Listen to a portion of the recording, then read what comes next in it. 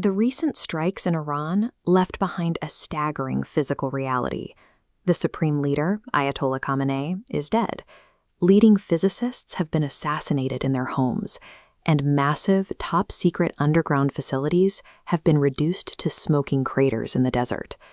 The political justification for this massive military escalation was straightforward. Officials claimed that Iran was moving too fast, that the regime was a mere 2 to 4 weeks away from deploying a fully functional nuclear weapon. To stop that timeline, the US and Israel coordinated a massive bombardment, taking direct aim at the industrial-scale underground enrichment complexes spanning the country. But the official intelligence paints a very different picture. The international inspectors actually monitoring these sites, led by IAEA Director General Rafael Grossi, acknowledged a growing stockpile of enriched uranium, but they found zero evidence of an active, imminent weapons program. We are left with a massive contradiction. We have a decapitated government, an escalating regional war, and a broad consensus among inspectors that the bomb they were supposedly stopping didn't exist yet. To understand how we got here, we have to look at how a carefully managed shadow war completely broke down. For decades, the US, Israel, and Iran played by an unspoken set of rules. The US relied on diplomatic agreements to cap Iran's nuclear ambitions, while Israel occasionally assassinated key figures and deployed cyber attacks to delay the science, a containment strategy they referred to as mowing the grass. That fragile balance ended when the US walked away from the nuclear agreement. The new policy was maximum pressure, a severe economic blockade designed to squeeze Tehran into submission.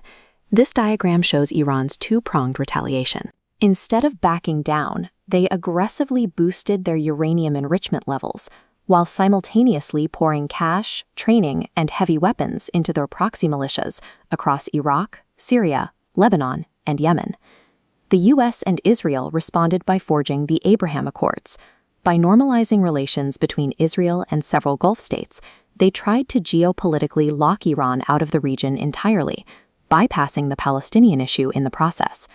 That isolation strategy collapsed on October 7th. Hamas, a key node in Iran's proxy network, launched an assault that proved these borders could not be easily secured, and that the illusion of containing Iran's proxies had failed. The era of covert maneuvers and proxy skirmishes was over.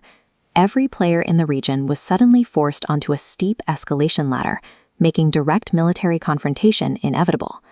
The final spark for the current war came months later, when Israel bombed an Iranian diplomatic compound in Syria.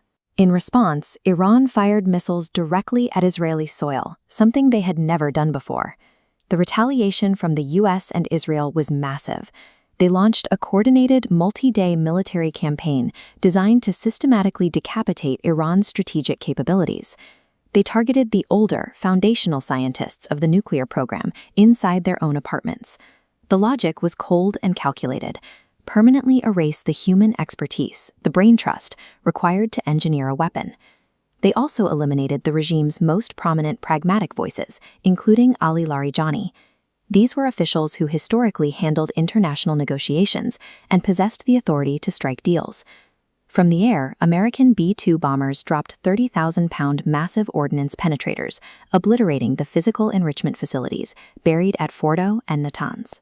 The strategic assumption driving this assault was straightforward. If you eliminate the engineers who know how to build a weapon and you destroy the infrastructure needed to fuel it, the Iranian nuclear threat disappears. Today, those known facilities are ruined.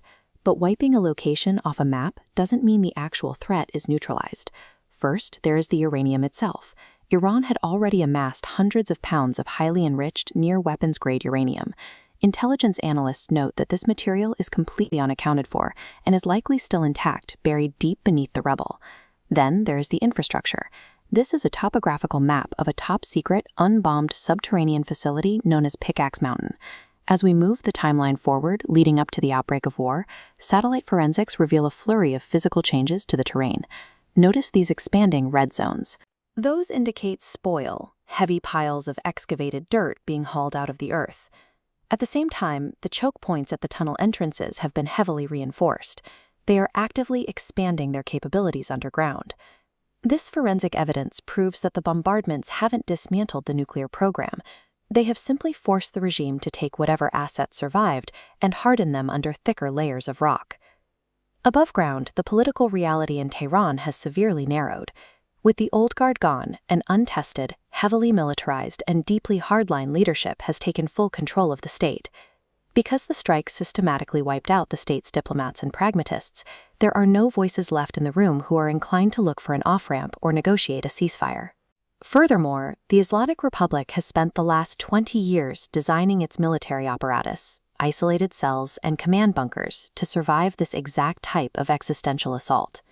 By abandoning diplomacy and launching a preemptive war to stop a weapon that inspectors say didn't exist yet, the US and Israel have cornered a surviving regime.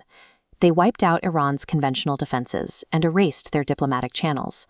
With their back to the wall and no other deterrent left, building the bomb might now be the only option Iran has left.